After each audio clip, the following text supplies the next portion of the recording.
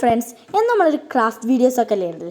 ഇന്ന് നമുക്കൊരു day outing video ആയാലോ. ഇന്ന് നമ്മൾ വല്ലിക്കൻ്റെ മോളെ വീട്ടിലാണ് കേട്ടോ പോകുന്നത്. ഓല അബുദാബിയിൽ അതിനെ കൊണ്ട് ഓലെ കാണാറില്ല. ഇപ്പോൾ ഓല് നാട്ടിലുണ്ട്. അപ്പം ഞങ്ങൾ വിചാരിച്ചു അങ്ങോട്ട് പോവാന്ന്.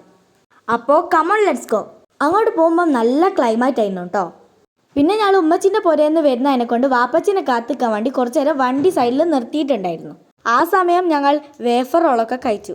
ഞങ്ങൾ ജീപ്പിലാണ് കേട്ടോ അങ്ങോട്ട് പോകുന്നത്. 2000 years later.